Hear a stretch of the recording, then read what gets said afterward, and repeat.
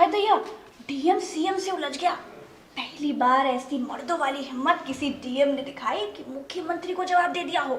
और मुख्यमंत्री ने भी भरी मीटिंग में ऐसा लथाड़ा कि क्या बताएं। और फिर डीएम ने भी कह दिया कि भैया हम नोएडा में काम ही नहीं करना चाहते हैं। और फिर मीटिंग के बाद डीएम को बाहर का रास्ता दिखा दिया। ज्यादा सोचो मत, ये सारी कहानी कोरोना से जुड़ी हुई है। ये सारा पंचौरा नोएडा का है, कहीं कि नोएडा सबसे ज्यादा कोरोना ग्रस्त जिला है ना। हम सुने थे, अखबार में बोले थे। सारा कहानी कोरोना से जुड़ा हुआ है, कहीं कि वहाँ के जो मजदूर हैं वो सारे लॉकडाउन के बावजूद न सरकार की न प्रशासन की बात माने बिना अपने गाँव चले जा रहे थे। और फिर क्या, और फिर डीएम साहब रोक ही नहीं पाए।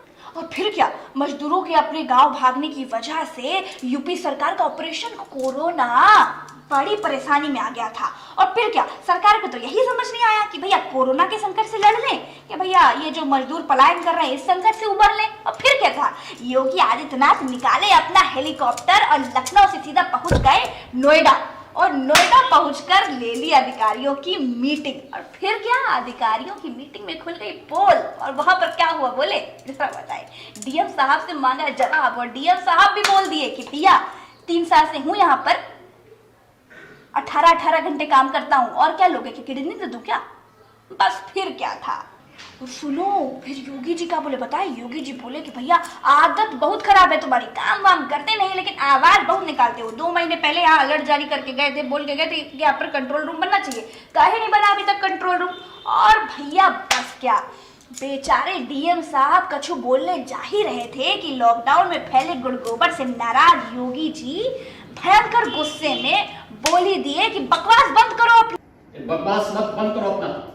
यही सब बकवास कर करके तुम लोगों ने पूरा माहौल ही खराब कर दिया है। बकवास कर करके आप लोगों ने माहौल खराब किया है यहाँ पे। जिम्मेदारी निर्वहन करने के बजाय तुम लोग एक दूसरे पर चीजें उछालते रहते हो। इसकी टोपी उसके सर, उसकी टोपी उसके सर। जिम्मेदारियों का निर्वहन करने के बजाय एक दूसरे के ऊपर वो डालना। और 2 महीने पहले अलर्ट जारी करके गए थे हम लोग ने यहाँ पर, तुमने किया क्या, कुछ करा भी यहाँ पर है। और 2 महीने पहले अलर्ट जारी किया था हम लोगों ने यहाँ पे, पूरे प्रदेश के लिए जारी किया था। इधर यूपी की आधी पुलिस बैरिकेडिंग लगा करके कुछ मजदूरों को मुर्गा बना रही थी है, और कुछ को तो भैया दाल भात खिला रही थी, पुण्य लूटे जा रहे थे। और कुछ को भैया यहाँ लाठी वाठी चलवा दिया गया था। तो सब कुछ मामला गड़बड़ा रहा था, कहीं ना कहीं पर सब कंफ्यूजन चल रहा था। भैया देखिए, योगी जी की नाराजगी ठीक पे है। पूछो का है, हम जानते, पूछो का कहे कि उत्तर प्रदेश में कोरोना से लड़ने के लिए थाली वाली पीटी जा चुकी थी, लॉकडाउन हो चुका था, लेकिन मजदूरों के पलायन ने सब गड़बड़ कर दिया, सारा मटिया मेट कर दिया। हर अधिकारी उल जुलूल तरीके से अपना राग अलाप रहा था। भैया जैसे कहा गया कि लॉकडाउन में कोनो अपने घर से ना निकले, लेकिन प्रशासन मजदूरों को घरों में रोकने में कामयाब ही नहीं हो पाया। उसके बाद सरकार से भी मजदूरों का दर्द देखा नहीं गया। 1000 बसें चलाने का आदेश दे दिया।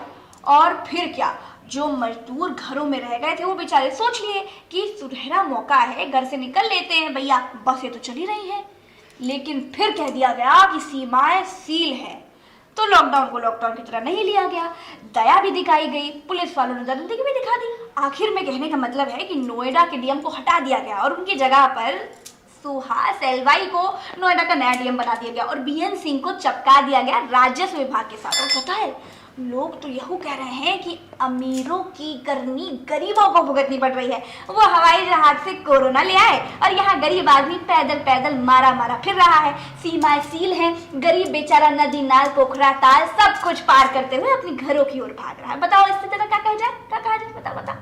अब सुनो, जले मत जाना खाली हाथ हिलाते हुए। हमारा जो चैनल है ना, अरे वही बगल वाला जहाँ देख रहे हैं हमको बैठ के, उसको सब्सक्राइब कर जाना।